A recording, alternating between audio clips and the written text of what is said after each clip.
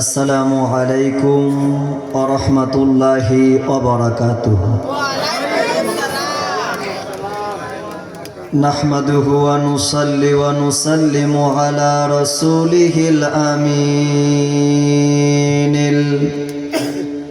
মাকিনিল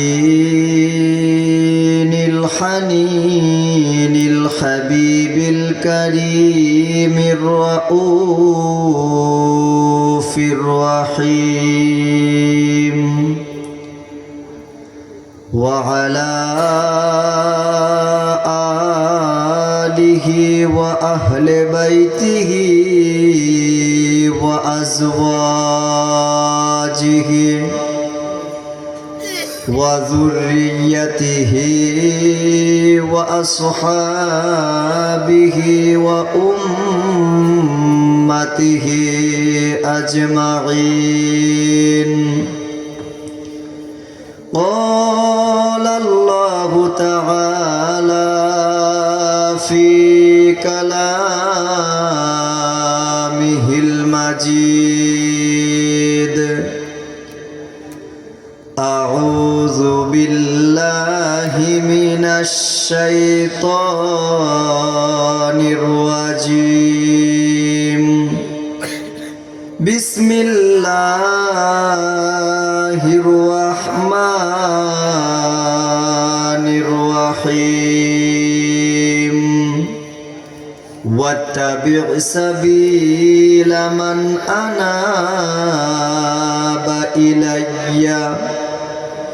وقال رسول الله صلى الله تعالى عليه وآله وسلم: اتقوا فراسة المؤمن فإنه ينظر بنور الله. وقال تعالى: إن الله وملائكته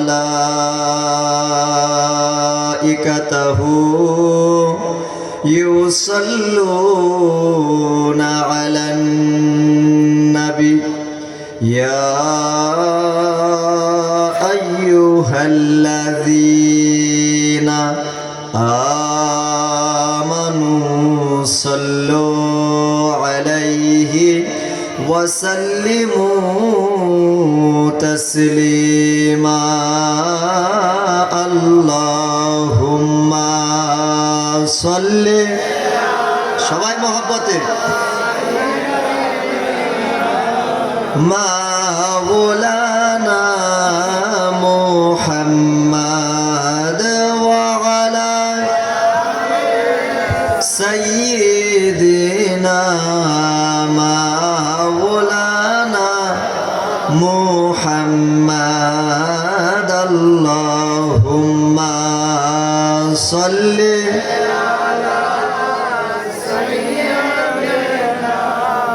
মাওলানা মুহাম্মদ ওয়া আলা আলি সাইয়্যিদিনা মাওলানা মুহাম্মদ।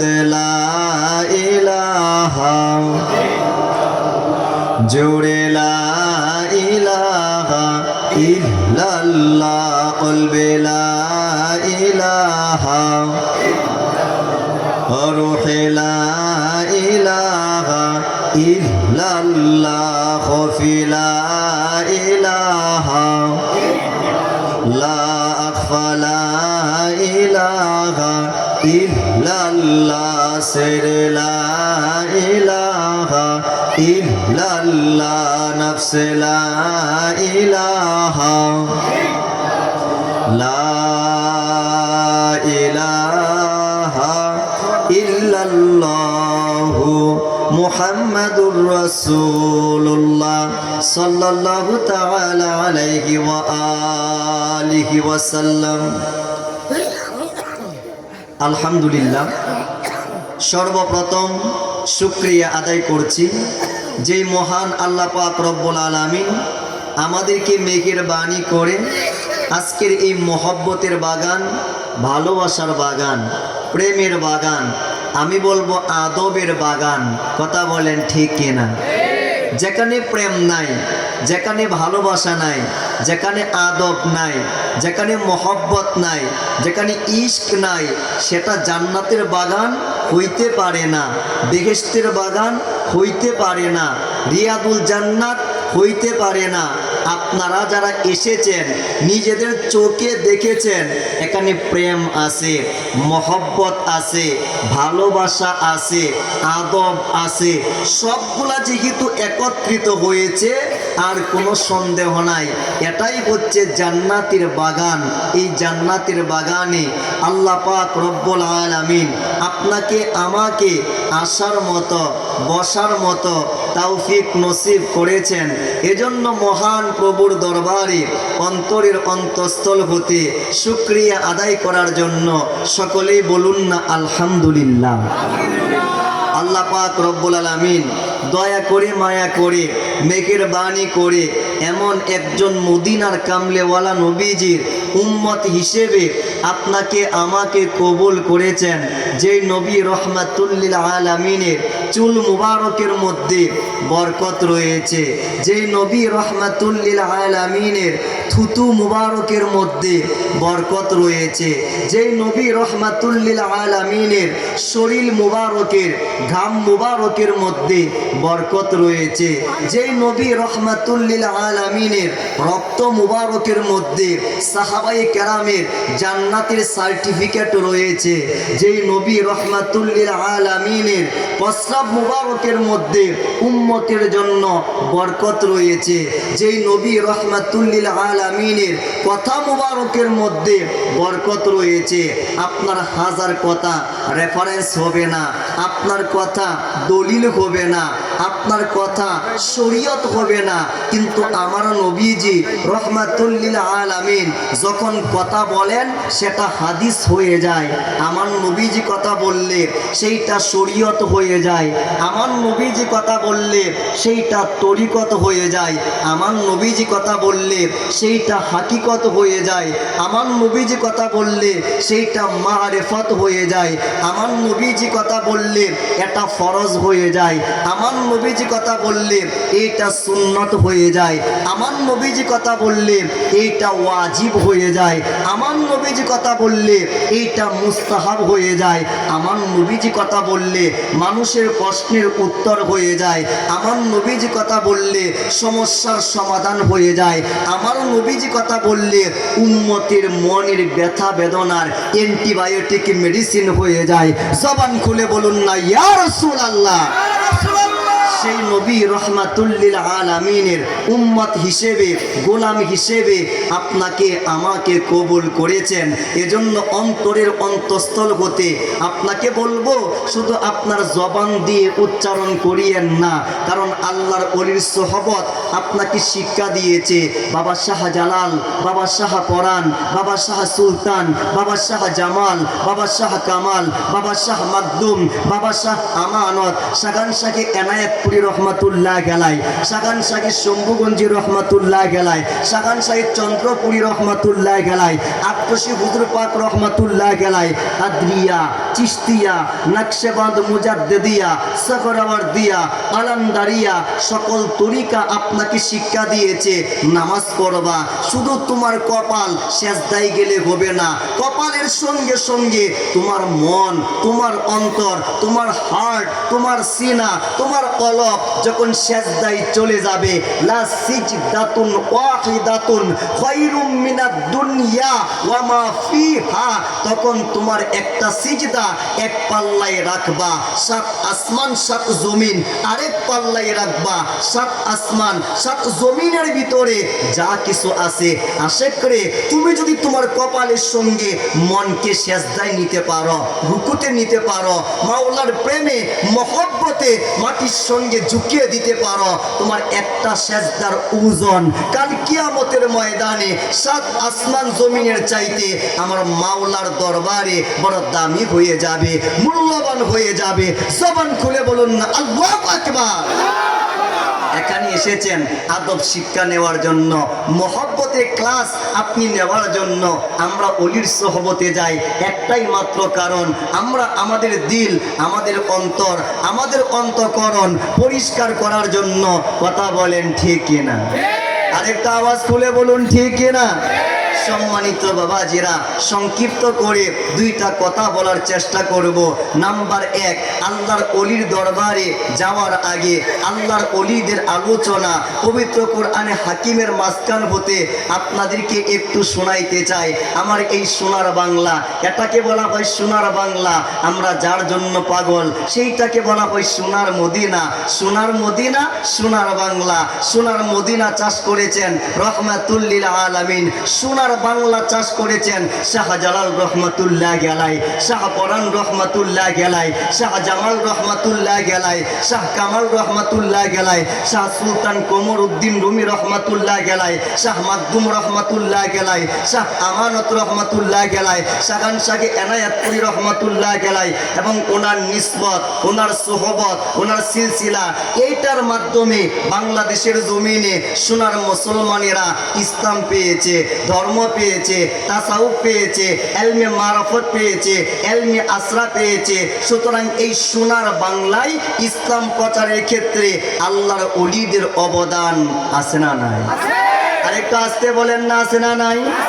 আমার কিছু ভাইয়েরা ওনারা মনে করে না না না, শুধু নামাজের আলোচনা কোরআনের ভিতরে আছে, রোজার আলোচনা কোরআনের ভিতরে আছে, হজের আলোচনা কোরআনের ভিতরে আছে, যাকাতের আলোচনা কোরআনের ভিতরে আছে, আল্লাহর ওলিদের আলোচনা, গাউস কুতুবের আলোচনা, নুজাবা, নুকাবা, আখিয়ার আওতাদ আবদালের আলোচনা, এইটা মনে হয় কোরআনের ভিতরে নাই। এই রকম ধারণা আপনার আমার সমাজের ভিতরে আছে না নাই? অনেকেই মনে করে আল্লাহর ওলিদের আলোচনা এইটা কোরআনে হাকিমের ভিতরে নাই। সম্মানিত বাবাজিরা, আমি ছোট্ট মানুষ, একটা একটা করে আয়াত তেলাওয়াত করি, তাহলেই বুঝতে পারবেন আল্লাহর ওলিদের আলোচনা কোরআনে হাকিমের ভিতরে আছে কি না। নাম্বার এক, আলা ইন্না আউলিয়া আল্লাহি লা খাউফুন আলাইহিম ওয়ালা হুম ইয়াহজানুন, এই আয়াতের ভিতরে আমার আল্লাহ আল্লাহর ওলিদের সম্পর্কে আলোচনা করেছেন। আল্লাযীনা আমানু ওয়া কানু ইয়াত্তাকুন, এই আয়াতের ভিতরে আমার আল্লাহ আল্লাহর ওলিদের সম্পর্কে আলোচনা করেছেন। লাহুমুল বুশরা ফিল হায়াতিদ দুনিয়া ওয়া ফিল আখিরাহ, এই আয়াতের ভিতরে আমার আল্লাহ আল্লাহর ওলিদের সম্পর্কে আলোচনা করেছেন। ওয়াত্তাবিউস সাবিলা মান আনাবা ইলাইয়া, এই আয়াতের ভিতরে আমার আল্লাহ আল্লাহর ওলিদের সম্পর্কে আলোচনা করেছেন। ইন্না রাহমাতাল্লাহি করিবুম মিনাল মুহসিনিন, এই আয়াতের ভিতরে আমার আল্লাহ আল্লাহর ওলিদের সম্পর্কে আলোচনা করেছেন। ওয়া আল্লামনাহু মিল্লাদুন্না ইলমা, এই আয়াতের ভিতরে আমার আল্লাহ আল্লাহর ওলিদের সম্পর্কে আলোচনা করেছেন। হাল আত্তাবিউকা আলা আন তুআল্লিমানি মিম্মা উল্লিমতা রুশদা, এই আয়াতের ভিতরে আমার আল্লাহ আল্লাহর ওলিদের সম্পর্কে আলোচনা করেছেন। আনা আতিকা বিহি ক্বাবলা আইয়ারতাদ্দা ইলাইকা তারফুকা, এই আয়াতের ভিতরে আমার আল্লাহ আল্লাহর ওলিদের সম্পর্কে আলোচনা করেছেন। ইয়া আইয়াতুহান নাফসুল মুতমাইন্নাহ ইরজিই ইলা রাব্বিকি রাদিয়াতাম মারদিয়া ফাদখুলি ফি ইবাদি ওয়াদখুলি জান্নাতি, এই আয়াতের ভিতরে আমার আল্লাহ আল্লাহর ওলিদের সম্পর্কে আলোচনা করেছেন। ওয়ামাই ইউতিল্লাহা ওয়ার রাসূলা ফাউলাইকা মাআল্লাযিনা আনআমা আল্লাহু আলাইহিম মিনান নাবিয়্যিনা ওয়াস সিদ্দিকিনা ওয়াস শুহাদাই ওয়াস সালিহিন, এই আয়াতের ভিতরে আমার আল্লাহ আল্লাহর ওলিদের সম্পর্কে আলোচনা করেছেন। ফামা বাকাত আলাইহিমুস সামাউ ওয়াল আরদু, এই আয়াতের ভিতরে আমার আল্লাহ আল্লাহর ওলিদের সম্পর্কে আলোচনা করেছেন। তাতা জাফা জুনুবুহুম আনিল মাদাজি, এই আয়াতের ভিতরে আমার আল্লাহ আল্লাহর ওলিদের সম্পর্কে আলোচনা করেছেন।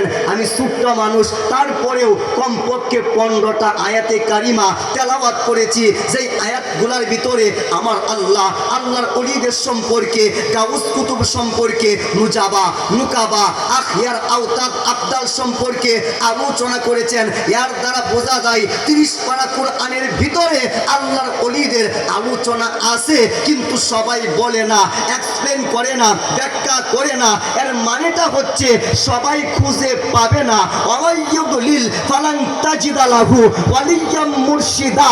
আমার আল্লাহ যার কপালে হেদায়েত রেখেছে এরাই একমাত্র কাদরিয়াকে পাবে, চিশতিয়াকে পাবে, নকশবন্দ পাবে, মুজাদ্দিদিয়া পাবে, এনায়েতপুরি পাবে, শম্ভুগঞ্জ পাবে, চন্দ্রপাড়া পাবে, আটরশি পাবে, কালান্দরিয়া পাবে, হক্কানি মুর্শিদ ওলি আল্লাহ পাবে। কিন্তু আমার আল্লাহ যার কপালে হেদায়েত রাখে নাই, 30 পারা কোরআন পড়তে পারে, হাসান পাবে না, হুসাইন পাবে না, আহলে বায়াত পাবে না, পাক পাঞ্জাতন পাবে না।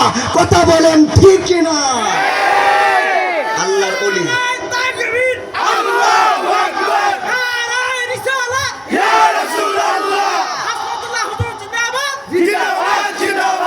সম্মানিত বাবাজিরা, কোরআনে হাকিমের ভিতরে সব আছে, কিন্তু আল্লাহ পাক যার কপালের মধ্যে হেদায়েত লিখে দিয়েছে একমাত্র তারাই পাবে, আর বাকিরা খুঁজে পাবে? কথা বলেন না, খুঁজে পাবে না। এবার আমাদের অনেকে জানতে মন চায়, বুঝতে মন চায়, আলোচনা করতে মন চায়। হুজুর, আপনি যে আল্লাহর ওলিদের কথা বলতেছেন, এই আল্লাহর ওলি মূলত কারা? পরিচয়টা কি? হাকিকতটা কি? রহস্যটা কি? মারেফতটা কি? আসল ঘটনা কি? একটু এক্সপ্লেন করে দেন, একটু ব্যাখ্যা করে দেন, একটু পরিচয় দিয়ে দেন। আমরা আমাদের সমাজে আল্লাহর ওলিদের পরিচয় না জানার কারণে আবল তাবল কথা বলি, আছে না নাই? আমরা এমনও কথা বলে ফেলি, আল্লাহর ওলির দরবারে গিয়ে কি হবে, তারা তো পরকালের ময়দানে তোমাদের কোনো উপকার করতে পারবে না। এই রকম কথা আপনার আমার সমাজের ভিতরে আছে না নাই? দেখেন, এটা হচ্ছে সমাজের কথা, কিন্তু আল্লাহ পাক বলে আলা, সাবধান, হুশিয়ার, ইন্না, নিশ্চয়ই আউলিয়া আল্লাহ যারা আমার ওলি হয়ে যায়, গাউস কুতুব হয়ে যায়, নুজাবান নুকাবা, আখিয়ার আওতাদ আবদাল হয়ে যায়, লা খাউফুন আলাইহিম, এদের কোনো ভয় নাই, এদের কোনো চিন্তা নাই, এরা কখনো চিন্তাগ্রস্ত হবে না। ডিক্লিয়ার কার? ঘোষণা কার? তো আল্লাহ বলে ভয় নাই, বান্দা বলে ভয় আছে। আল্লাহ বলে চিন্তা নাই, বান্দা বলে উপায় নাই। আল্লাহ বলে পুরস্কার, বান্দা বলে পেরেশান। আমরা কি আল্লাহর পক্ষে না বান্দার পক্ষে? কথা বলেন না, আল্লাহর পক্ষে না বান্দার পক্ষে? আল্লাহ পাকের পক্ষে। এবার অনেকের জানতে মন চাই, হুজুর আল্লাহর ওলি কারা? এটা একটু বলে দেন। সম্মানিত বাবাজিরা, আল্লাহর ওলি কারা? 3টা তাফসিরের কিতাব খুলবেন, তাফসিরে ইবনে কাসির, তাফসিরে জালালাইন, তাফসিরে মাজহারি, আপনি যত তাফসিরের কিতাব খুলবেন একটা হাদিস উল্লেখ করা হচ্ছে আল্লাহর ওলি কারা। ইদা রুউ যুকিরাল্লাহ, যাদেরকে দেখলে ডাইরেক্ট আমার আল্লাহর কথা মনে হয়ে যায়, আল্লাহর কথা স্মরণ হয়ে যায়, এদের নাম হচ্ছে ওলি আল্লাহ।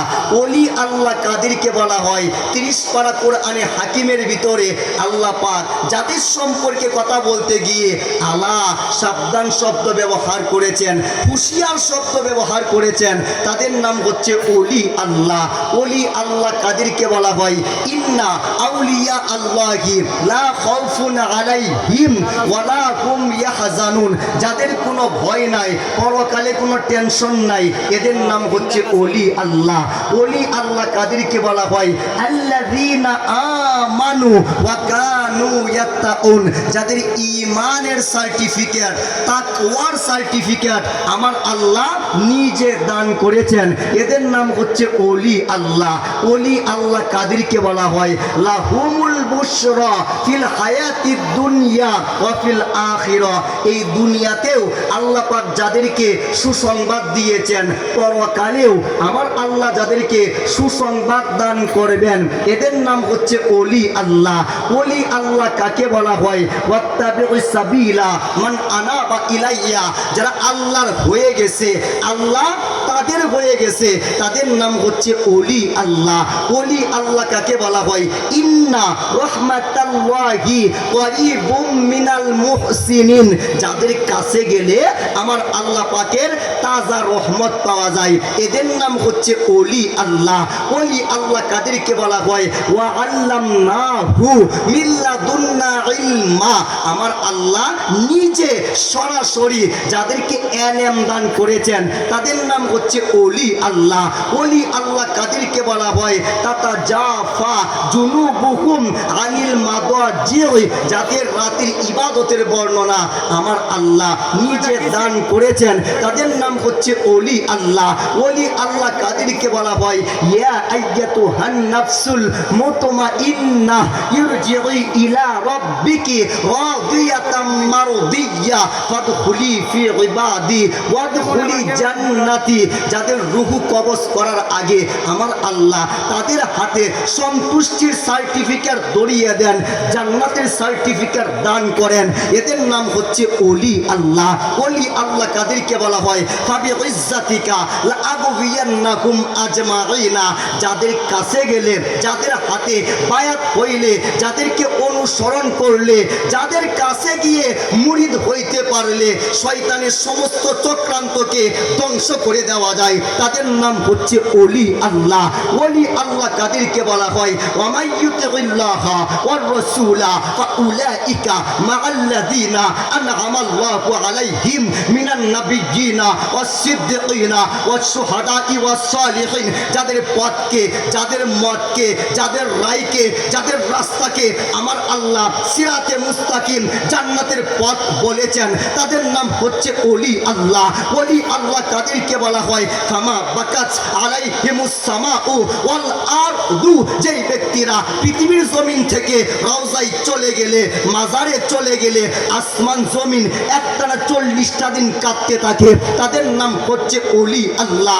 ওলি আল্লাহ কাদেরকে বলা হয়? একটু বুখারী শরীফের হাদিসে কুদসির দিকে নজর দেন। আমার আল্লাহ ডাক দিয়ে বলে ওয়ামা ইয়াজালু আবদি ইয়াতাকাররাবু ইলাইয়া বিন নওয়াফিলি হাত্তা উহিব্বাহু ফাইযা আহবাবতুহু ফাকুনতু সামআহুল্লাযী ইয়াসমাউ বিহি ওয়া বাসারাহুল্লাযী ইউবসিরু বিহি ওয়া রিজলাহুল্লাতী ইয়ামশি বিহা ওয়া ইয়াদাহুল্লাতী ইয়াবতিসু বিহা ওয়া ইন সাআলানি লা উতিয়ান্নাহু। যাদের নফল ইবাদতের সার্টিফিকেট আমার আল্লাহ দিয়েছেন তাদের নাম হচ্ছে ওলি আল্লাহ।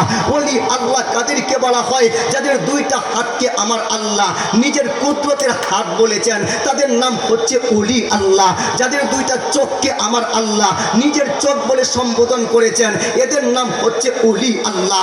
ওলি আল্লাহ কাদেরকে বলা হয়? যাদের দুইটা কানকে আমার আল্লাহ নিজের কান বলেছেন এদের নাম হচ্ছে ওলি আল্লাহ। যাদের চেহারাকে আমার আল্লাহ নিজের কুদরতের চেহারা বলেছেন এদের নাম হচ্ছে ওলি আল্লাহ। যার জবানকে আমার আল্লাহ নিজের কুদরতি জবান বলেছেন এদের নাম হচ্ছে ওলি আল্লাহ। ওলি আল্লাহ কাকে বলা হয়? যার দুইটা পাকে আমার আল্লাহ নিজের পা বলে সম্বোধন করেছেন তাদের নাম হচ্ছে ওলি আল্লাহ। ওলি আল্লাহ কাকে বলা হয়? ওয়া ইন সাআলানি লা উতিয়ান্নাহু। যারা চাইতে দেরি হয় আমার মাওলা দিতে দেরি করে না তাদের নাম হচ্ছে ওলি আল্লাহ।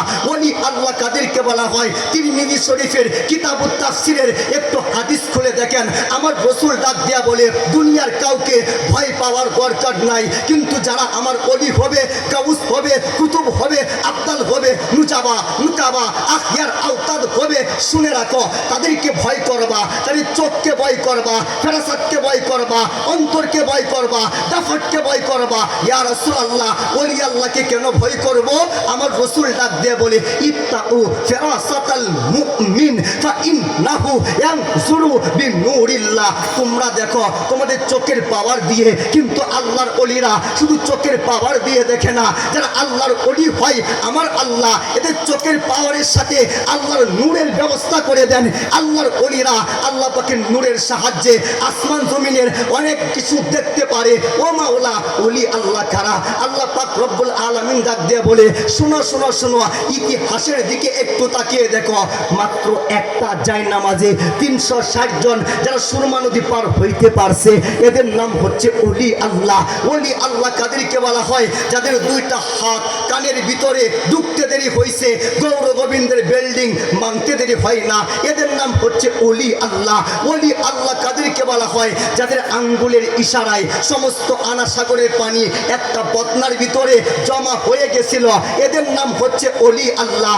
ওলি আল্লাহ কাদেরকে বলা হয়? বরফের আব্দুল কাদির জিলানী আল গিলানির মতো 12 বছর আগে ডুবে যাওয়া নৌকা সাগরের মাঝখানে জামাই সহকারে, বউ সহকারে, বরযাত্রী সহকারে যারা উঠাইতে পারে, এদের নাম হচ্ছে ওলি আল্লাহ। ওলি আল্লাহ কাদেরকে বলা হয়? খাজা বাকিবিল্লার মতো মরণের পর যেই ব্যক্তিরা নিজেদের জানাজা নিজেরা আদায় করতে পারে, এদের নাম হচ্ছে ওলি আল্লাহ। ওলি আল্লাহ কাকে বলা হয়? যারা সেজদা দেয় জমিনে, সেজদা গিয়া পড়ে না মাকানে, এদের নাম হচ্ছে ওলি আল্লাহ। ওলি আল্লাহ কাদেরকে বলা হয়? যাদের আঙ্গুল একটা মুর্দা কলবে লাগতে দিলে হয় ওই মুর্দা কলবের মধ্যে পরিবর্তন হইতে, জজবা আসতে, ফয়েজ আসতে দেরি করে না, এদের নাম হচ্ছে ওলি আল্লাহ। ওলি আল্লাহ কাদেরকে বলা হয়? যাদের মাধ্যমে কুল কায়নাতের জমিনে রাসূল পাকের ইশক, মোহাব্বত, তাজিম প্রচার হবে, এদের নাম হচ্ছে ওলি আল্লাহ। ওলি আল্লাহ কাদেরকে বলা হয়? বুখারী শরীফের কিতাবুস শাফাআ একটু খুলে দেখেন, যারা কাল কিয়ামতের ময়দানে আমার মাওলা পাকের পক্ষ হতে শাফায়াতের অধিকার পেয়ে জাহান্নামীদেরকে শাফায়াত করে জান্নাত পর্যন্ত নিতে পারবে, এদের নাম হচ্ছে ওলি আল্লাহ। জবান খুলে বলুন আল্লাহু আকবার। আল্লাহু আকবার। ইয়া রাসূলুল্লাহ। জিন্দাবাদ জিন্দাবাদ জিন্দাবাদ জিন্দাবাদ জিন্দাবাদ। সম্মানিত বাবাজিরা, আল্লাহর ওলিদের পরিচয় না জানার কারণে আপনি আবল তাবল কথা বলেন ঠিক কিনা? আল্লাহর ওলিদের বিরুদ্ধে আপনি যাইতে পারেন, কিন্তু আল্লাহর ওলিরা না আসলে বাংলায় ইসলাম পাইতেন না। পাইতেন? কথা বলেন না পাইতেন না। আপনাকে আদব শিক্ষা দিয়েছে আল্লাহর ওলিরা। আজকে এখানে এসেছেন একটাই শিক্ষা, মহব্বতের শিক্ষা। কথা বলেন ঠিক কিনা? এই যে বাইরা লাইন ধরে দাঁড়িয়ে আছে, এমন আদব কই পাবেন? এমন আদব কই পাবেন? এমন নিয়ম, এমন শৃঙ্খলা, এমন মেইনটেইন পরিবেশ আপনি কই পাবেন? কোন কারণে দাঁড়িয়েছে? দুনিয়ার কোনো স্বার্থ না, দুনিয়ার কোনো সম্মানের আশা না, 10টা টাকা পয়সার আশা না, একমাত্র আল্লাহকে পাওয়ার জন্য, রাসূলুল্লাহকে পাওয়ার জন্য। কথা বলেন ঠিক কিনা? যাদের এরাদা আল্লাহকে পাওয়া, এদের নাম হচ্ছে মুরিদ। এদের নাম, কথা বলেন, এদের নাম মুরিদ। এই মুরিদের কথা আমার আল্লাহ পাক কোরআনে হাকিমের বহু আয়াতে ক্লাসিফিকেশন করে মানুষকে জানিয়ে দিয়েছেন। কথা বলেন ঠিক কিনা? এত কিছু বললাম, অনেক ভাইদের মনে মনে প্রশ্ন। কোরআন আছে, বুখারী আছে, মুসলিম আছে, তিরমিজি আছে, আবু দাউদ আছে, নাসাই আছে, মেশকাত আছে, আপনার হাদিসের কিতাব আছে, জামিউল আহাদিস আছে, মুস্তাদরাকে হাকিম আছে, মুজামুল কবির আছে, মুজামুল আওসাত আছে, মুজামুল সগীর আছে, মাজমাউজ জাওয়ায়েদ আছে, তাফসিরে কবির আছে, তাফসিরে বাইজাবি আছে, তাফসিরে মাজহারি আছে, তাফসিরে খাজায়ানুল ইরফান আছে, তাফসিরে রুহুল বয়ান আছে, তাফসিরে রুহুল মাআনি আছে, তাফসিরে কাশফ আছে, তাফসিরে দুররে মনসুর আছে, অনেক তাফসির আছে। এরপরেও ওলি আল্লাহ কেন লাগবে? শাহজালাল কেন দরকার? শাহপরান কেন দরকার? শাহ সুলতান কেন দরকার? কাদরিয়া কেন দরকার? চিশতিয়া কেন দরকার? মুজাদ্দিদিয়া কেন দরকার? আব্বা আম্মা জিন্দা আছে, এরপরেও একজন পীর কেন দরকার? এই রকম প্রশ্ন আমার অবুঝ মনে আছে না নাই? আরেকটু আসতে ভাইয়েরা জানতে চাই, ওলি আল্লাহ কেন দরকার? আমি কেন যাব ওলির কাছে? আমার তো আব্বা আম্মা আছে, আব্বা আম্মাই বড় পীর। এরকম একটা ফালতু কথা সমাজের মধ্যে আছে না নাই? এতদিন শুনছেন বড় পীর হচ্ছে আব্দুল কাদের জিলানী, এখন শোনা যায় বড় পীর হচ্ছে আব্বা আম্মা। বড় পীর আব্বা আম্মা তো ভালো কথা, আব্বা আম্মা থাকলে আর কিচ্ছু লাগে না। তো আব্বা আম্মা আছে, আপনি হাসপাতাল রাখলেন কেন ভাঙ্গে দেন? স্কুল রাখলেন কেন ভাঙ্গে দেন? মক্তব কেন রাখলেন ভাঙ্গে দেন? মাদ্রাসা কেন রাখলেন ভাঙ্গে দেন? কলেজ কেন রাখলেন ভাঙ্গে দেন? ইউনিভার্সিটি কেন রাখলেন ভাঙ্গে দেন? আব্বা আম্মা দিয়ে যদি সব হইতো, বাকি আর কোনো কিছু লাগতো না, মক্তবের কোনো প্রয়োজন হইতো না। সুতরাং আব্বা আম্মা থাকতেও যেমন আপনার শরীয়তের শিক্ষা নেওয়ার জন্য একটা মক্তবের দরকার, একজন হুজুরের দরকার, একজন ব্যক্তির কাছে যাওয়া দরকার যেই এলেম সম্পর্কে ইমাম মালিক রহমাতুল্লাহ আলাইহি উনি বলেছেন মান তাফাক্কাহা ওয়ালাম ইয়াতাসাওয়াফ। হে উম্মতেরা, যারা এলমে শরীয়ত শিখেছ, এলমে মারেফত শিখো নাই, আত্মশুদ্ধি করতে পারো নাই, এলমে হাকিকত অর্জন করতে পারো নাই, তোমরা কমপ্লিট হতে পারো নাই, পরিপূর্ণ হতে পারো নাই, প্রকৃত মুসলমান হইতে পারো নাই। আর যারা শুধু মারেফত মারেফত করে নামাজের দাঁড় দাঁড়ে না, রোজার দাঁড় দাঁড়ে না, হজের দাঁড় দাঁড়ে না, যাকাতের দাঁড় দাঁড়ে না, কোরআনের দাঁড় দাঁড়ে না, শরীয়তের দাঁড় দাঁড়ে না, ফাকাত তাযান্দাক, এরা হচ্ছে কাফের সমতুল্য। ওয়ামান জামাআ বাইনাহুমা ফাকাত তাহাক্কাক। শুনে রাখো, যেই ব্যক্তি শরীয়ত শিখলো, তরিকত শিখলো, হাকিকত শিখলো, মারেফত শিখলো, চারটা শিখলো, ওই ব্যক্তি হচ্ছে ফাকাত তাহাক্কাক। উদখুলু ফিস সিলমি কাফা। যেই ব্যক্তি বাহির সুন্দর করছে, ভিতরও সুন্দর করতে পারছে, যেই ব্যক্তি টুপি ঠিক করতে পারছে, অহংকার বাদ দিতে পারছে, এরাই হচ্ছে প্রকৃত মানুষ, এরাই হচ্ছে প্রকৃত মুসলমান, এরাই হচ্ছে প্রকৃত মুত্তাকি, এরাই হচ্ছে প্রকৃত ঈমানদার। জবান খুলে বলুন না আল্লাহু আকবার। অনেকের মনে ধারণা ওলি আল্লাহ কেন দরকার। সম্মানিত বাবাজিরা, তিনটা টার্মে আপনাদেরকে একটু বোঝাইতে চাই ওলি আল্লাহ কেন দরকার, আমাদের জানার দরকার আছে না নাই? একটু আসতে বলেন। আপনারা কি রাগ করতেছেন? কারা কারা রাগ করেন না একটু হাত তুলেন তো। নারায়ে তাকবীর, নারায়ে রিসালাত, গাউসুল আজম এনায়েতপুরি, শাখান শাহে শম্ভুগঞ্জি, নারায়ে তাকবীর, নারায়ে রিসালাত। দুইটা হাত নামান। অনেকের মনে প্রশ্ন, হুজুর ওলি আল্লাহ কেন লাগবে? আমি আপনাকে তিনটা টার্মে বোঝাই। নাম্বার এক, আমার আল্লাহ যা কিছু তৈরি করেছেন সব কিছুর ভিতরে আমার আল্লাহ সবচাইতে সুন্দর চেহারা মানুষকে দান করেছেন। আল্লাহু আকবার বলেন। সবচাইতে সুন্দর চেহারা মানুষের মধ্যে আমার আল্লাহ দিয়েছেন। দুই নাম্বার কথা, আমার আল্লাহ যা কিছু তৈরি করেছেন সব কিছুর মধ্যে আমার আল্লাহ সবচাইতে বেশি শক্তি দিয়েছেন এই মানুষের ভিতরে। তিন নাম্বার, আমার আল্লাহ যা কিছু বানাইছেন সব কিছুর মধ্যে সবচাইতে বেশি দামি বানাইছেন মানুষকে। জবান খুলে বলুন না আল্লাহু আকবার। এই মানুষেরা মনে করে স্বর্ণের অনেক দাম, মানুষেরা মনে করে রূপার অনেক দাম, মানুষেরা মনে করে বিল্ডিং এর অনেক দাম। সম্মানিত বাবাজিরা, স্বর্ণের দাম আছে, রূপার দাম আছে, বিল্ডিং এর দাম আছে, কিন্তু ততক্ষণ পর্যন্ত দাম নাই যতক্ষণ না পর্যন্ত মানুষ এগুলা ব্যবহার না করে। মানুষ যদি ব্যবহার ছেড়ে দেয়, স্বর্ণের কোনো দাম থাকবে না, রূপার কোনো দাম থাকবে না, বিল্ডিং এর কোনো দাম থাকবে না। আপনি যদি মানুষ হইয়া স্বর্ণ ব্যবহার না করেন, স্বর্ণের দাম কমে যাবে।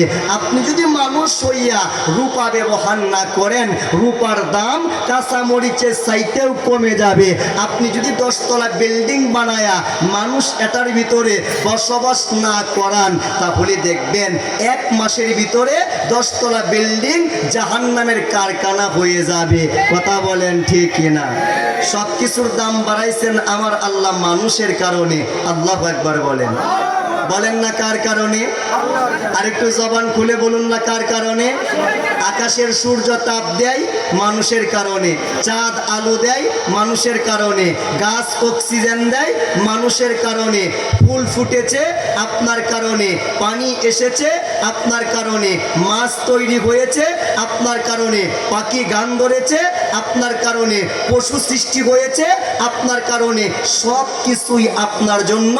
আপনি শুধু অলির জন্য, আপনি শুধু রসুলের জন্য, আপনি শুধু আমার মাওলার জন্য। কথা বলেন ঠিক কিনা? আরেকটা আওয়াজ খুলে বলুন ঠিক কিনা? আমার আল্লাহ সবচাইতে বেশি শক্তি দিছেন এই মানুষের ভিতরে।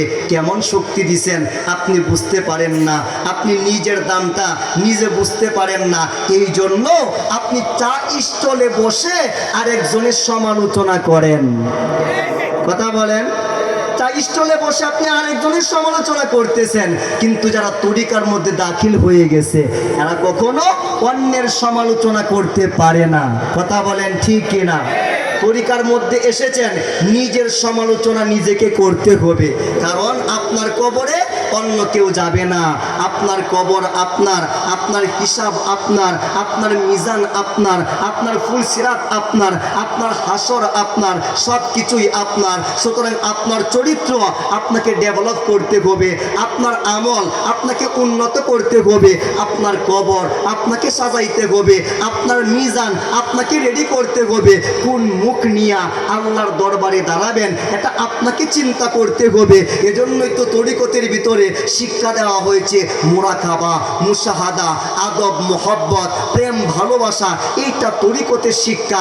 নিজেকে ছোট মনে করা এইটা তরিকতের শিক্ষা। ভিতর থেকে অহংকার বের করে দেওয়া এইটা হচ্ছে তরিকতের শিক্ষা। মানুষকে পাইলে সর্বোচ্চ আদব দেখানো এইটা হচ্ছে তরিকতের শিক্ষা। বাবা শাহজালাল রহমাতুল্লাহ গেলায়, শাহ পরান রহমাতুল্লাহ গেলায়, শাহ জামাল রহমাতুল্লাহ গেলায়, শাহ কামাল রহমাতুল্লাহ গেলায় মানুষের সঙ্গে আদব দেখাইয়া, আদব শিক্ষা দিয়া, আদবের স্কুল খুইলা বাংলাদেশের ভিতরে ইসলাম প্রতিষ্ঠা করে দিয়েছেন। কথা বলেন ঠিক কিনা? সবচাইতে বেশি শক্তি দিয়েছেন আমার আল্লাহ মানুষের ভিতরে।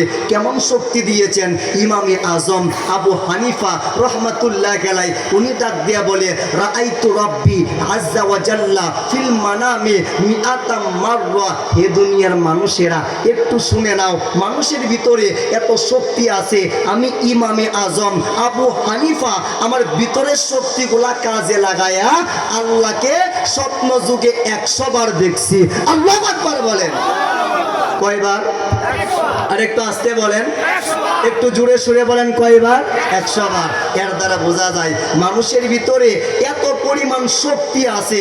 মানুষ যদি এই শক্তিগুলা কাজে লাগাইতে পারে এরা দুনিয়ার জমিন থেকে স্বপ্ন যুগে আমার আল্লাহকেও দেখতে পারে। কথা বলেন ঠিক কিনা? এবার আসেন, অনেকগুলা শক্তি আল্লাহ পাক মানুষকে দান করেছেন। 3টা শক্তির কথা বললেই আপনি বুঝতে পারবেন ওলি আল্লাহ কেন দরকার, কাগজ কুতুব কেন দরকার, মুজাবা, নুকাবা, আখিয়ার, আওতাদ, আবদাল আপনার কেন দরকার। নাম্বার 1, আমার আল্লাহ মানুষকে শরীরের একটা শক্তি দিয়েছেন। আপনি কথা বলতেছেন, শরীরের শক্তি দরকার। আপনি হাঁটতেছেন, শরীরের শক্তি দরকার। আপনি খাইতেছেন, এটার জন্য শরীরের একটা শক্তি দরকার। 2 নাম্বার, আমার আল্লাহ প্রত্যেকটা মানুষকে মাথার আরেকটা শক্তি দিয়েছেন। 3 নাম্বার, আমার আল্লাহ প্রত্যেকটা মানুষকে কলব, অন্তর, মন, হৃদয়ের একটা শক্তি দিয়েছেন। কথা বলেন ঠিক কিনা? শরীরের শক্তির একটা লিমিট আছে। আপনি আপনার শরীর দিয়া 60 কেজি তুলতে পারবেন, 80 কেজি তুলতে পারবেন, 100 কেজি তুলতে পারবেন, 120 কেজি তুলতে পারবেন। কিন্তু আমার মনে হয় আপনি যত বড়ই পালওয়ান হন না কেন, আপনি আপনার শরীর দিয়া 120 কেজির উপরে আর তুলতে পারবেন? কথা বলেন না, তুলতে পারবেন না। আপনার শরীরের শক্তি শেষ হয়ে গেল। এবার মাথার শক্তির কাছে আসেন। বর্তমানে আপনার আমার এলাকায় মাটি কাটার জন্য বেকু মেশিন আছে না নাই? কথা বলেন না, আছে না নাই? আছে। আপনি শরীর দিয়া 120 কেজির উপরে তুলতে পারেন না, কিন্তু বেকু মেশিন এক টান মাইরা 1 মিনিটের ভিতরে 120 কেজির উপরে তুলতে পারে কি পারে না? আরেকটু জবান খুলে বলুন, পারে কি পারে না? এই যে বেকুর শক্তি, এটা কিন্তু আপনার শরীরের শক্তি না, এটা হচ্ছে মাথার শক্তি, এটা হচ্ছে ব্রেইনের শক্তি, এটা হচ্ছে মস্তিষ্কের শক্তি, এটা হচ্ছে আপনার মগজের শক্তি। আরেকটা উদাহরণ দিলে আপনার কাছে ক্লিয়ার হয়ে যাবে শরীরের শক্তি বেশি নাকি মাথার শক্তি বেশি। আপনি শরীর দিয়া হাইটা হাইটা মক্কা মদিনায় যাইতে 6 মাস সময় লাগবে, কিন্তু বিজ্ঞানীরা মাথা কাজে লাগায়া বিমান তৈরি করছে, 6 মাস লাগে না, 6 ঘন্টাতেই মক্কা মদিনায় যাওয়া যায়। কথা বলেন ঠিক কিনা? এই যে আপনি বিমান বানাইলেন, এটা কিন্তু শরীরের শক্তি না, এটা হচ্ছে আপনার মাথার শক্তি। এর দ্বারা বোঝা যায় শরীরের শক্তির চাইতে আল্লাহ পাক বহু গুণে মাথার শক্তি দিয়েছেন। এবার একটা উদাহরণে আপনি চলে আসেন। শরীরের শক্তিওয়ালা পালোয়ানদেরকে একদিকে রাখেন, মাথার শক্তিওয়ালা বিজ্ঞানীদেরকে আরেক দিকে রাখেন, আর বলেন রানী বিলকিসের একটা সিংহাসন। এই যে রানী বিলকিসের সিংহাসনের ঘটনা, এইটা শম্ভুগঞ্জ, এনায়েতপুর, আটরশি, মাইজবান্ডার, ফুলতলি, সারসিনা কোনো ওলি আল্লাহর বানানো কোনো ঘটনা নয়, বরং আমার আল্লাহ কোরআনে হাকিমের ভিতরে রানী বিলকিসের ঘটনা করেছেন বর্ণনা। জবান খুলে বলুন না আল্লাহু আকবার। পবিত্র কোরআনের ভিতরে 114টা সূরা রয়েছে। একটা সূরার নাম হচ্ছে সূরা নমল, 37 নম্বর, 38 নম্বর, 39 নম্বর, 40 নম্বর। এই আয়াতগুলোর ভিতরে আমার আল্লাহ রানী বিলকিসের ঘটনা বর্ণনা করেছেন। সুলাইমান নবী ডাক দিয়ে বলে, শুনো, আমার দরবার হচ্ছে সুলাইমান নবীর দরবার, 2500 মাইল দূরে আরেকটা দরবার হচ্ছে রানী বিলকিসের দরবার। জবান খুলে বলুন না আল্লাহু আকবার। সুলাইমান নবীর দরবার থেকে রানী বিলকিসের দরবার 2500 মাইল দূরে, কিন্তু সুলাইমান নবী ডাক দিয়া বলে, শোনো, সুলাইমান নবীর দরবার আমার দরবার, রানী বিলকিসের দরবার 2500 মাইল দূরে। তোমাদের ভিতরে কে আসো? 2500 মাইল দূরে একটা সিংহাসন আছে, একটা চেয়ার আছে, একটা কেদারা আছে। কে এনে দিতে পারবা? কে এনে দিতে পারবা? কে এনে দিতে পারবা? বলে সময় কতটুকু? 1 ঘন্টা? না না না না। 10 মিনিট? না না না না। 5 মিনিট? না না না না। তাহলে সময় কতটুকু? সুলাইমান নবী ডাক দিয়ে বলে, চোখের পলক পড়ার আগে 2500 মাইল দূর থেকে সিংহাসনটা কে নিয়ে আসতে পারবা? এইটা হচ্ছে কোরআনের ঘটনা। এবার আপনারাই বলেন, 2500 মাইল দূর থেকে একটা সিংহাসন 80 হাত লম্বা, 40 হাত চওড়া, এই সিংহাসনটা কি শরীরের শক্তিওয়ালা পালোয়ানরা আনতে পারবে? মাথার শক্তিওয়ালা বিজ্ঞানীরা আনতে পারবে না। শরীরের শক্তিওয়ালা পালোয়ানরা ফেল হয়ে গেছে, মাথার শক্তিওয়ালা বিজ্ঞানীরা ফেল হয়ে গেছে। কিন্তু কোরআনে হাকিম ডাক দিয়ে বলতেছে, সুলাইমান নবী ডাক দিয়ে বলে, শোনো, যখন সবাই ফেল হয়ে গেছে, আমি সুলাইমান নবীর দরবারে একজন আল্লাহর ওলি ছিল, নাম হচ্ছে আসেফ ইবনে বরকিয়া। আনা আতিকা বিহি ক্বাবলা আইয়ার তাদ্দা ইলাইকা তরফুকা। আমি সুলাইমান নবীর দরবারে যেই আল্লাহর ওলি আসেফ ইবনে বরকিয়া ছিল, সেই আল্লাহর ওলি আসেফ ইবনে বরকিয়া চোখের পলক পড়ার আগে 2500 মাইল দূর থেকে রানী বিলকিসের সিংহাসন আমি সুলাইমান নবীর দরবারে উপস্থিত কইরা বিশ্ববাসীকে দেখাইয়া দিছে। জবান খুলে বলুন না আল্লাহু আকবার। আল্লাহর ওলিদের পাওয়ার আছে না নাই? কথা বলেন না, পাওয়ার আছে না নাই? আমাদের মধ্যে অনেকে চিন্তা করে আল্লাহর ওলিদের পাওয়ার আছে, এইটা বললে শিরক হয়ে যাবে। সম্মানিত বাবাজিরা, আল্লাহর ওলিদের পাওয়ার আছে এইটা বললে শিরক হয় না। প্রত্যেকে আল্লাহ পাক পাওয়ার দিয়েছেন। যারা আল্লাহর বন্ধু, এরা হচ্ছে ওলি আল্লাহ। আল্লাহর বন্ধুদেরকে পাওয়ার দিয়েছেন কে? কথা বলেন না, পাওয়ার দিয়েছেন কে? এবার বলেন, এই যে আসেফ ইবনে বরকিয়া রহমাতুল্লাহ আলাইহি, আমি 5টা মিনিটের মধ্যে শেষ করে দেওয়ার চেষ্টা করতেছি। আসেফ ইবনে বরকিয়া আল্লাহর ওলি, উনি চোখের পলক পড়ার আগে 2500 মাইল দূর থেকে সিংহাসনটা সুলাইমান নবীর দরবারে নিয়ে আসছেন। কোন শক্তির দ্বারা? শরীরের শক্তির দ্বারা নয়, মাথার শক্তির দ্বারা নয়। তাহলে কিসের শক্তির দ্বারা? কলবের শক্তির দ্বারা, অন্তরের শক্তির দ্বারা, হৃদয়ের শক্তির দ্বারা, মনের শক্তির দ্বারা, হার্টের শক্তির দ্বারা, সিনার শক্তির দ্বারা, সদরের শক্তির দ্বারা এই চোখের পলক পড়ার আগে 2500 মাইল দূর থেকে সিংহাসন নিয়ে এসেছে। এর দ্বারা বোঝা যায় যারা কলবের শক্তি অর্জন করে ভেঙে ফেলবো, জ্বালিয়ে দিব, গুড়িয়ে দিব, এইরকম সন্ত্রাসীপনা করা লাগে না। যারা কলবের শক্তি অর্জন করেছে, এরা ইচ্ছা করলে এক জায়নামাজে 360 জন পার হইতে পারে। যারা কলবের শক্তি অর্জন করেছে, হচ্ছে ভেঙ্গে দেওয়া লাগে না, দুইটা হাত কানের ভিতরে ঢুকতে দেরি হয়, গৌর গোবিন্দের বিল্ডিং ভাঙতে দেরি হয় না। যারা কলমের শক্তি অর্জন করেছে ওরাই ইচ্ছা করলে চোখের পলক পড়ার আগে আঙ্গুলের ইশারায় সমস্ত আনাসাগরের পানি একটা বদনার ভিতরে নিয়ে আসতে পারে। কলমের শক্তির এত পাওয়ার, কথা বলেন ঠিক কিনা? এবার আপনি কলমের শক্তি কেমনে বাড়াইবেন এটা বললেই বুঝতে পারবেন আল্লাহর ওলি কেন দরকার, শাহজালাল কেন দরকার, শাহপরান কেন দরকার, শাহ সুলতান কেন দরকার, শাহজামাল কেন দরকার, শাহ কামাল কেন দরকার, শাহ মাকদুম কেন দরকার, শাহ আমানত কেন দরকার। আপনার তিনটা শক্তির কথা বলতেছিলাম, একটা হচ্ছে শরীরের শক্তি, আরেকটা হচ্ছে মাথার শক্তি, আরেকটা হচ্ছে কলমের শক্তি। আপনি শরীরের শক্তি বাড়াইতে চান, হাট্টি মাটিম টিম পড়লে কোনো লাভ নাই। ওই দেখা যায় তাল গাছ, ওই আমাদের গা, ওই কানেতে বাস করে কানা বগির চা, এইটা পড়লে কোনো লাভ নাই। টুইঙ্কল টুইঙ্কল লিটল স্টার, এইটা পড়লে কোনো লাভ নাই। A square plus 2ab plus B square, এইটা পড়লে কোনো লাভ নাই। Sec theta by cos theta, sine theta by cosec theta, এইটা পড়লে কোনো লাভ নাই। আপনি শরীরের শক্তি বাড়াইতে গেলে তিন বেলা আবড়া জাবড়া লাবড়া ডাবরের মতো গাবরের মতো রাক্ষসের মতো খাওয়ান লাগবো, তাহলেই আপনার শরীরের শক্তি বেড়ে যাবে। এবার শরীরের শক্তি বাড়াইলেন, আপনার মাথার শক্তি কেমনে বাড়াইবেন? সম্মানিত বাবাজিরা, বেশি বেশি খাইলেই মাথার শক্তি বাড়ে না। মাথার শক্তি কেমনে বাড়ে? বেশি বেশি গবেষণা, বেশি বেশি পড়াশোনা, বেশি বেশি রিসার্চ, বেশি বেশি রব্বি জিদনি ইলমা, এই দোয়া যদি পাঠ করতে পারেন মাথার শক্তি বেড়ে যাবে। আরেকটা সিস্টেম হচ্ছে আব্বা যদি জ্ঞানী হয়, মা যদি গুণী হয়, জেনেটিকভাবে অনেক সন্তান জ্ঞানী গুণী হয়ে যায়। শরীরের শক্তি কেমনে বাড়াইবেন এটাও বলে দিলাম, মাথার শক্তি কেমনে বাড়াইবেন এটাও বলে দিলাম, কিন্তু অন্তরের শক্তি কেমনে বাড়াইবেন? অন্তরের শক্তি হচ্ছে বড় শক্তি। এই অন্তরের শক্তি বাড়াইতে গেলে মন থেকে অহংকার বের করতে হয়, হিংসা বের করতে হয়, রিয়া বের করতে হয়, সমালোচনা বের করতে হয়, গীবত বন্ধ করতে হয়। এই অন্তরের শক্তি কেমনে বাড়াইবেন?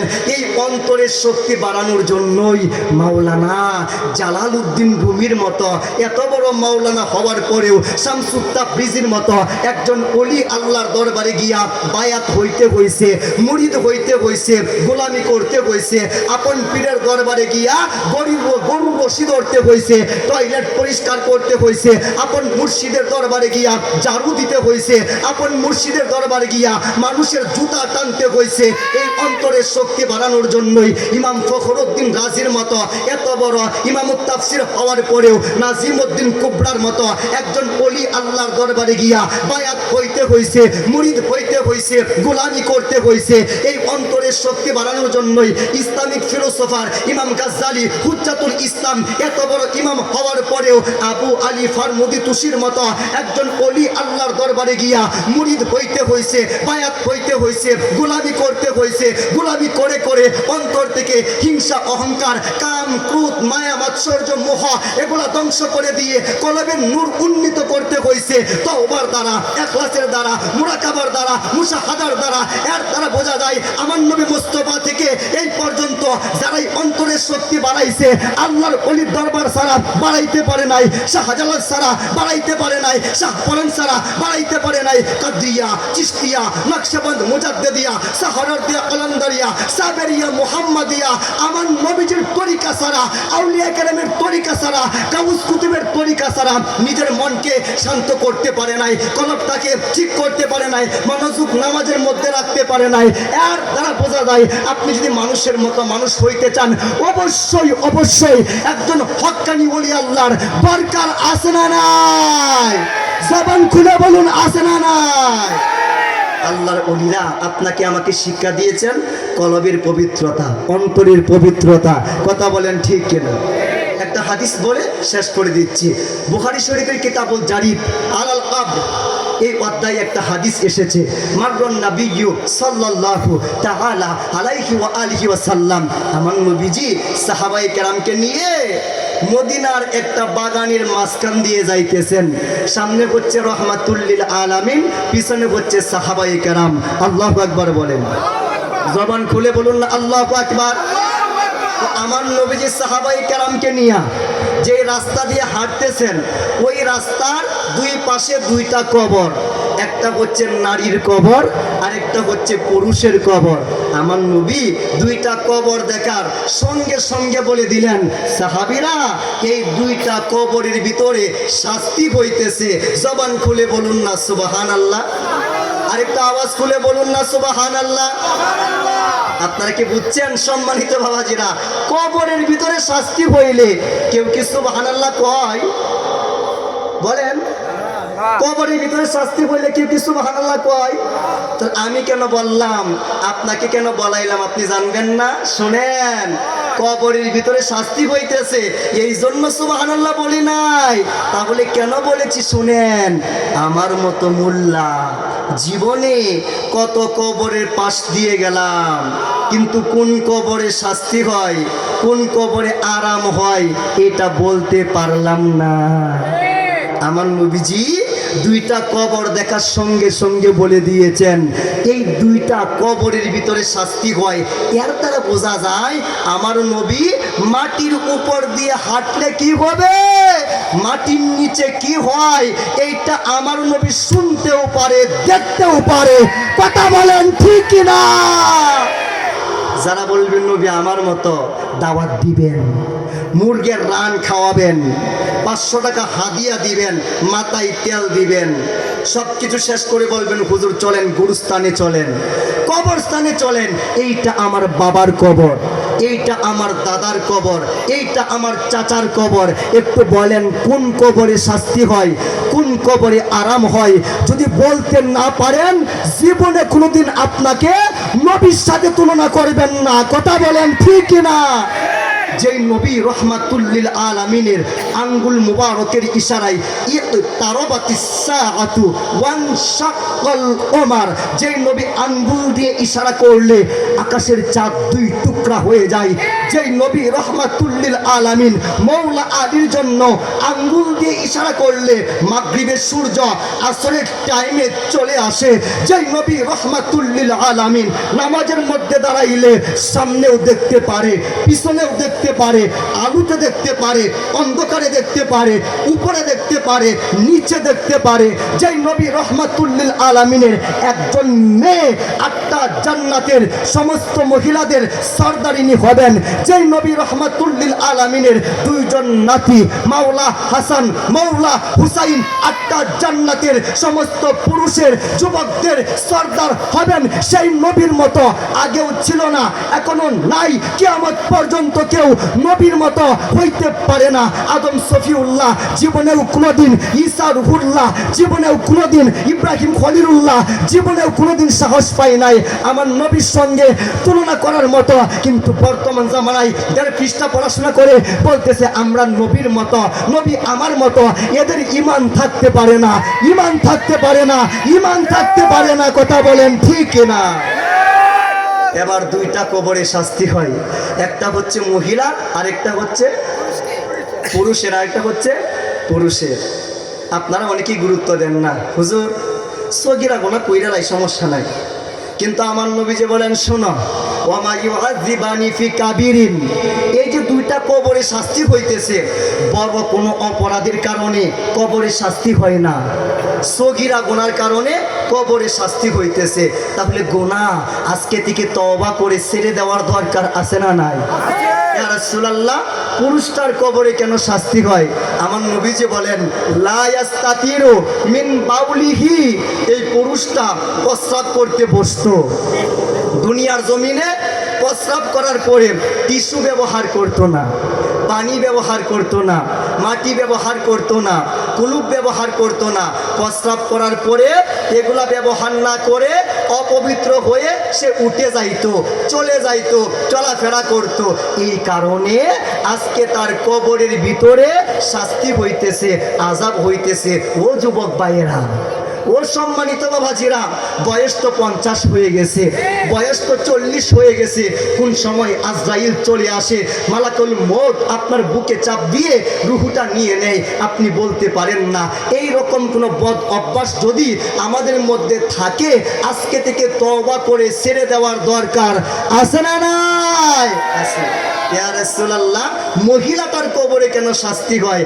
আমার নবীজি বলে, শোনো, এই মহিলাটা নামাজে 1 নাম্বার, রোজায় 1 নাম্বার, যাকাতে 1 নাম্বার, জিকিরে 1 নাম্বার, পর্দায় 1 নাম্বার, কিন্তু শাস্তি হয় কেন? আমার নবীজি বলেন, ইয়াসসা বিন নামিমা, এই মহিলাটা এক গড়ের কথা নিয়ে আরেক গড়ে লাগাইতো, উত্তর পাড়ার কথা দক্ষিণ পাড়ায় লাগাইতো, এক এলাকার কথা আরেক এলাকায় লাগাইতো, এগুলা করে করে সংসার ভাঙতো, এগুলা করে করে ভাই ভাই শত্রুতা লাগাইতো, এগুলা করে করে বনে বনে দুশ্মনী লাগাইতো। এই কারণে আজকে কবরের ভিতরে শাস্তি হইতেছে। সুতরাং শুধু নামাজ পড়লেই হবে না, রোজা রাখলেই হবে না, হজ করলেই হবে না, যাকাত দিলেই হবে না, একজনের কথা আরেকজনের কাছে লাগাইলে আপনি কবরে গিয়ে শান্তিতে থাকতে পারবেন না। এই রকম কোনো অভ্যাস আমাদের ভিতরে থাকলে আজকে থেকে তওবা করে ছেড়ে দেওয়ার দরকার আছে না নাই? এবার সম্মানিত বাবাজিরা, 2টা কবরে শাস্তি হয়।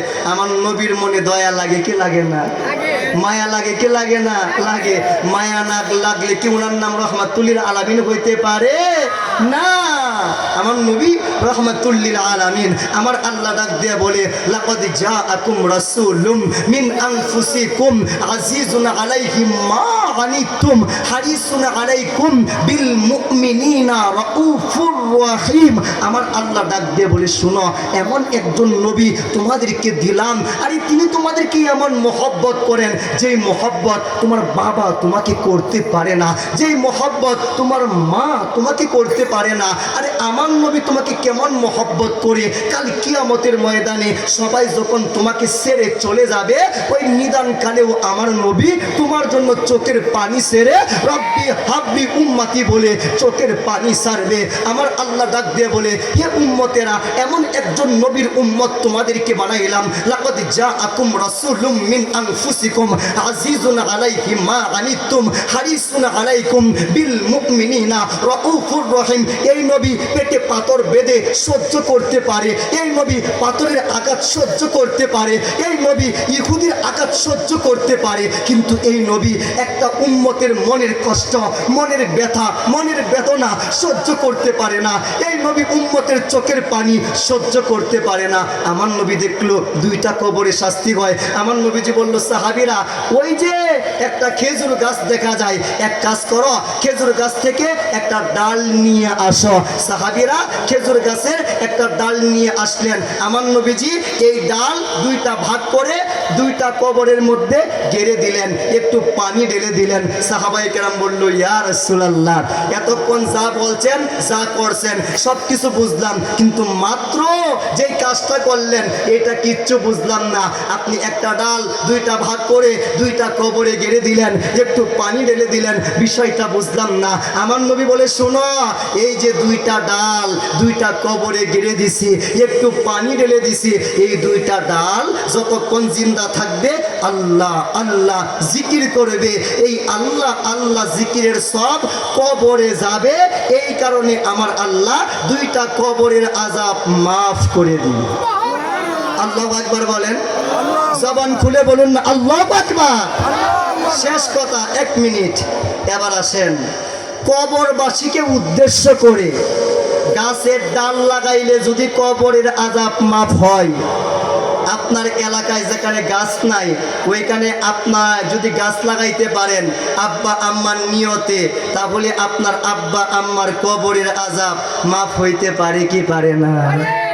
একটা মানুষের পেটে খাবার নাই, আপনি যদি আব্বা আম্মার নিয়তে একটা মানুষের পেটে খাবারের ব্যবস্থা করতে পারেন, আপনার আব্বা আম্মার কবরের আযাব মাফ হইতে পারে কি পারে না? একটা ইতিমের কাপড় নাই, আপনি যদি একটা ইতিমকে কাপড় কিনে দিতে পারেন, আপনার আব্বা আম্মার কবরের আযাব মাফ হইতে পারে।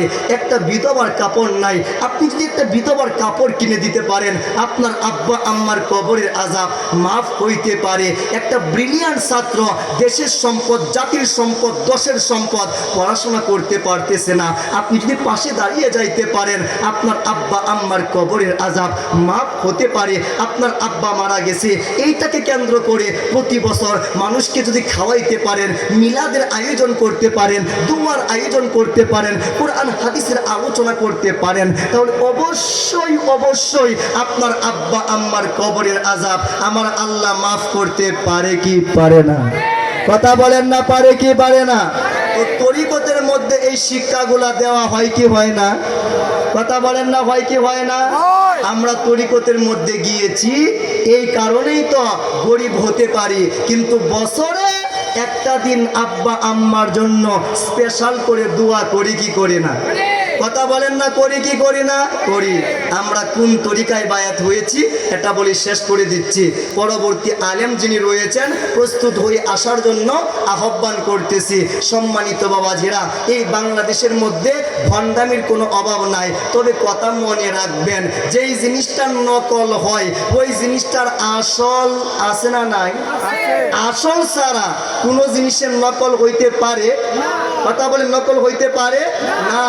সম্মানিত বাবাজিরা, আসল ছাড়া কোনো জিনিসের নকল হইতে পারে না।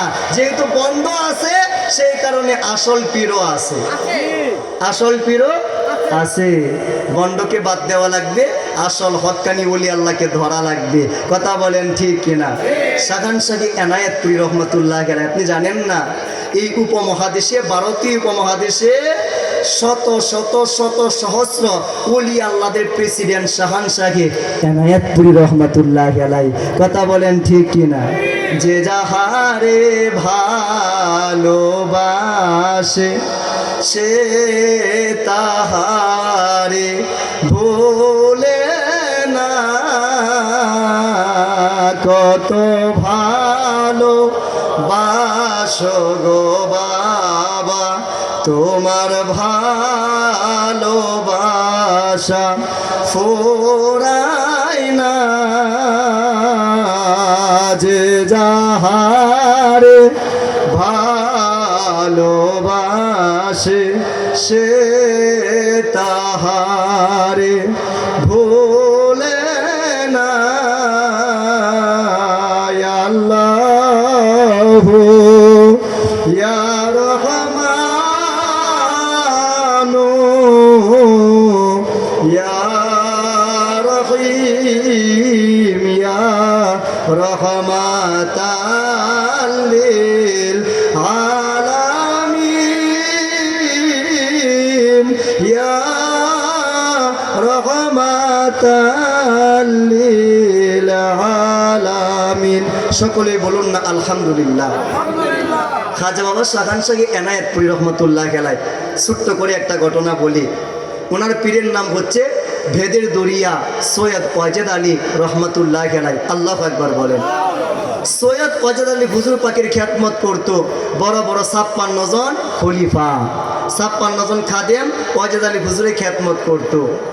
তো জীবনের শেষ ভাগে সৈয়দ ওয়াজেদ আলী রহমতুল্লাহ আলাইহি উনি বললেন, বাবাজিরা তোমরা আমার খিদমত করছো, অনেক কষ্ট করছো, তরিকতের ওজিফাগুলা পালন করছো, আগামীকালকে তোমরা আসবা, আমি সৈয়দ ওয়াজেদ আলী পাগড়ি পরিয়ে দিয়ে তোমাদেরকে খেলাফতি দান করব। সুবহানাল্লাহ বলেন। তো খুশির খবর না? কথা বলেন, খুশির খবর না? খুশির খবর। আপনি এত বছর সাধনা করছেন, আগামীকালকে আপনাকে পীরে খেলাফত দিবে, বড় খুশির খবর। এই খবর শোনার পরে সবাই বাড়িতে গিয়ে মনের আনন্দে নতুন পোশাক বানাইল, নতুন পোশাক পরে রওনা দিতে লাগলো। এই দিক দিয়ে সৈয়দ ওয়াজেদ আলী রহমতুল্লাহ আলাইহি বাজারে গেলেন পাগড়ি কেনার জন্য। উনি তালাশ করে 55টা পাগড়ি পাইলেন, একটা পাগড়ি শর্ট করলো, বাড়িতে চলে আসলেন। আগামীকাল সকালবেলায় ফজরের নামাজের পর ওজিফা আদায়ের পর মুরিদের মাথায় পাগড়ি দিয়ে খেলাফতি দান করবেন। তো সবাই রেডি হয়ে গোসল করে নতুন পোশাক পরিধান করে আতর সুরমা লাগিয়ে আপন পীরের দরবারে আনন্দে আসতেছে। 55 জন আসলো, একজন আসলো না, একজন আসে নাই। তো 55 জনের মাথায় সৈয়দ ওয়াজেদ আলী রহমতুল্লাহ আলাইহি পাগড়ি পরাইয়া দিলেন।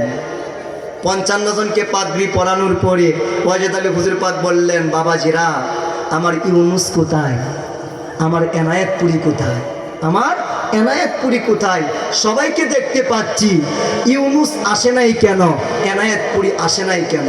বলে হুজুর, আমরা যখন শুনছি আগামীকালকে আপনি আমাদেরকে খেলাফতি দিবেন, মনের মধ্যে বড় আনন্দ। নতুন পোশাক পরে সকালবেলায় রওনা হইলাম, কিন্তু আমরা আসার টাইমে খাজা ইউনুস আলী এনায়েতপুরীকে দেখলাম সে গোসল করে নাই, নতুন কোনো পোশাক পরে নাই, সে আতর ব্যবহার করে নাই। একটা বনের ঘরের ভিতরে ঢুকে, একটা গোসালের মধ্যে ঢুকে, ছোট্ট একটা ঘরের মধ্যে ঢুকে ছোট্ট বাচ্চার মতো হাউ মাউ করে চোখের পানি সেরে কান্নাকাটি করতেছে। আমরা তাকে অনেক অনুরোধ করছি কিন্তু আনতে পারি নাই।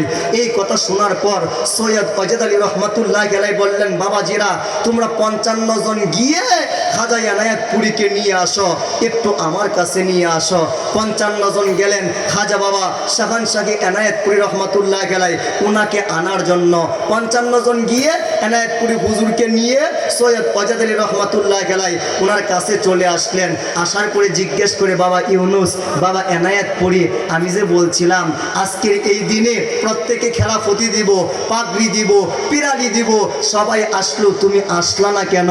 এই কথা শোনার পরে খাজা বাবা এনায়েতপুরী হুজুর বললেন, মুর্শিদ, আমি আপনার খেদমত করছি, পিরালির আশা নয়, খেলাফতির আশা নয়, পাগড়ির আশা নয়, একমাত্র আপনাকে পাওয়ার জন্য, রসুলকে পাওয়ার জন্য, আল্লাহকে পাওয়ার জন্য। তবে আপনার খেদমত কইরা অন্তত এতটুকু জ্ঞান আমার হয়েছে, যখন কোনো মুর্শিদ কোনো রকম একটা মুরিদকে খেলাফতি দেয়, খেলাফতি দেওয়ার আর বেশি দিন পরে সেই মুর্শিদ পৃথিবীতে টিকে থাকে না। ও মুর্শিদ, আপনি যদি আমাদেরকে খেলাফতি দিয়া আপনি চলে যান, এইরকম খেলাফতির আমাদের কোনো দরকার নাই, কেবলমাত্র আপনাকে দরকার। আমি আপনাকে মহব্বত করি, আমার পিরালির দরকার নাই, খেলাফতির দরকার নাই, পাগড়ির দরকার নাই। এই কথা শুনে সৈয়দ ওয়াজেদ আলী রহমাতুল্লাহ আলাইহি নিজেকে আর ঠিক রাখতে পারলেন না, চোখের পানি ছেড়ে দিলেন, বললেন, বাবা ইউনুস, 55 জনের জন্য নতুন পাগড়ি পাইলাম, কিন্তু তোমার জন্য আমি কোনো নতুন পাগড়ি পাই নাই। আজকে আমার পুরান পাগড়িটা তোমার মাথায় পরাইয়া দিলাম। জবান খুলে আল্লাহু আকবার, নারে তাকবীর, নারে রিসালাত। প্রধান বক্তার আগমন, প্রধান আলোচকের আগমন, মাহফিলের পক্ষ হতে নারে তাকবীর, নারে রিসালাত। আমরা এমন একজন ওলি আল্লাহর হাতে নিসবতে বায়াত হয়েছি। আপনারা এখানে এসেছেন, নিসবতে এসেছেন, একটা পবিত্র জায়গায় এসেছেন। সম্মানিত বাবাজিরা, আমরা এমন এক ওলির হাতে বায়াত হয়েছি যাহার মাথায় সৈয়দ ওয়াজেদ আলী রহমাতুল্লাহ আলাইহি নিজের পাগড়ি মুবারক দিয়েছিলেন। কথা বলেন ঠিক কিনা? তো আমরা এখানে এসেছি, আপন মুর্শিদ যা বলে অক্ষরে অক্ষরে পালন করার দরকার আছে না নাই? 5 ওয়াক্ত নামাজের দরকার আছে না নাই? যেখানে শরীয়ত নাই সেখানে কোনো মারেফত থাকতে পারে না। আপনাকে অবশ্যই অবশ্যই শরীয়তের পায়রবি করতে হবে। 5 ওয়াক্ত নামাজ, রমজানের রোজা, হজ ফরজ হলে হজ, যাকাত ওয়াজিব হলে যাকাত দিতে হবে। আল্লাহ পাক রব্বুল আলামিন যেন আমাদেরকে এই কথাগুলা বুঝার আমল করার তৌফিক নসিব করেন। ওমা আলাইনা ইল্লাল বালাগ। আসসালামু আলাইকুম ওয়া রাহমাতুল্লাহি ওয়া বারাকাতুহু।